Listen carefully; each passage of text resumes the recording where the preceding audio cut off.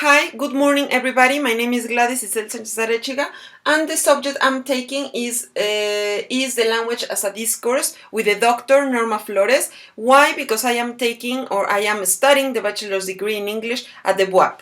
Yeah. Well, today I'm going to talk a little bit about how to give an accurate discourse. We are going to check very quickly some steps, or I'm gonna give you some tips for you to give or analyze a discourse. Yeah, it is a spoken analysis. Okay, first of all, I want to tell you what discourse analysis is. Well, discourse analysis focuses in the use of language. Is the oral production with meaningful ideas, and all the time this must have a purpose. Yeah, some authors said that it is the analysis of sentences beyond sentences, and it deals the discourse analysis deals with larger parts of language as they flow together and form part of one unit. Okay, the discourse has two approaches, which is form and function. The form refers to the way we structure sentences, subject, verb, and complement, and the function refers to every single utterance that we made with purpose, yeah, and with meaning, of course. Well, I summarize the information, and we have the steps to analyze a speech. We have basically 9 steps to analyze a speech. The first one is register, then we have audience, purpose, coherence and cohesion, tone, open and closure markers, structure, context, and turn taking. Well, let's very quickly analyze one by one. Well, the first one, register, is the way you use language or vocabulary. It depends on the audience you are addressing. Yeah, for example, if you are using formal or informal language, it is a type of language somebody uses when giving a speech. The audience is primarily the people who are going to listen to your speech, or who is listen the discourse. Yeah. Well, the purpose is, for example, politicians, the purpose of the politicians is to convince or to persuade people to vote for them. So every time you analyze the purpose, you gotta check what type of, what are they trying to say, or what are they trying to convey. If it's persuade, if it's motivate, yeah, that would be the purpose. For me, the most tricky ones are coherence and cohesion. Let's analyze very quickly what coherence and cohesion means. Well, coherence deals with the text as a whole, and it focuses on obvious errors. Yeah. Meanwhile, cohesion links the items. There is a link between the items when we're talking about cohesion, and we have intersentential relationships. Yeah, some authors like Halliday and Hassan identify coherence and cohesive devices that show coherence in texts. So the cohesion devices are reference, ellipsis, substitution, conjunction, and the last one, which is not part of this, but yeah, we use it to analyze speech. It is lexical cohesion.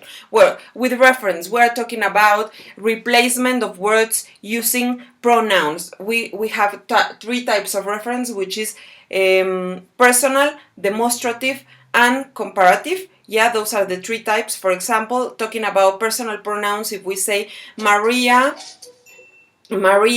is swimming, we can say she is swimming. Well, what about ellipsis? Well, ellipsis means elimination of words. When we try to delete a word out of a sentence, for example, we have 3 types of ellipsis, which is again nominal, verbal, and clausal. I'm gonna give you an example of the verbal one, which is maybe we can say, have you been swimming the whole morning? Yes, I have. In that case, we are deleting, or deleting the verb, and we just have the answer, yes, I have, or no, I haven't. Yeah. What about substitution? Well, substitution, as its name says, is a replacement of one item for one word. Again, we have 3 types, which are nominal, verbal, and clausal. For example, if we said substitution, we have the types of one or ones. Yeah, we can, that is example I can give you right now. Then talking about conjunctions. Conjunctions are words that join ideas or sentences together. Yeah, we have several types of conjunctions. For example, we have additive that add information like also or and. We also have adversative conjunctions like yet. We have causal conjunctions that shows us cause and consequence. We have also temporal conjunctions that shows repetition, not repetition, but shows that something is following by something else, for example, next or after. Yeah, and the last one we have is lexical cohesion, which is we can have the one related to reiteration and the other one which is collocation. Reiteration means all the words that appear repeatedly in a speech. For example, we have the ones that replace plural nouns, and the other ones which replace noun count nouns. Yeah, and the other one which is collocation, that are items which happen to be in the same environment. For example, where hair, comb, door, window, etc. Well, this is the one related to coherence and cohesion. Then we have the tone. In the tone, we are talking about 4 types of tones, which is ironic, motivational, persuasive, or if we are trying to convince, or if they are trying to convince. Those are the 4 types of tones we have in the speech analysis. Then we have the open and closure remarks that this person or this lecturer is using phrases to begin or phrases to end the speech or the presentation. Then structure. Well, every single presentation must have like the introduction, then the main body, then the conclusion. It must be structured. It must have an order. Yeah. Then we have the context. In which context is this lecture developing? Yeah. If it is formal, informal, it is academic, it is non-academic. Yeah, it depends in which context.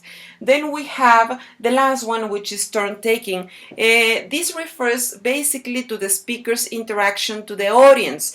If it's just a monologue, or this speaker is like taking turns with the audience, or trying to get them to participate in the speech or in the talk. Well, basically, this is a summary of everything we have checked in this class. Well, teacher, to conclude this presentation, well, it was a very, very interesting class that is gonna be now part of my professional background. Well, this encourages me to continue working more and studying more, and always getting myself better and better and improve every day. So, teacher, thank you very much for being such a patient person, that you are always there to help us and to give us advice every time we need. And I know I count on you. Yeah, and thank you very much for your class and for everything. I hope you have found this lecture interesting. And well, that's it. Thank you very much and good morning.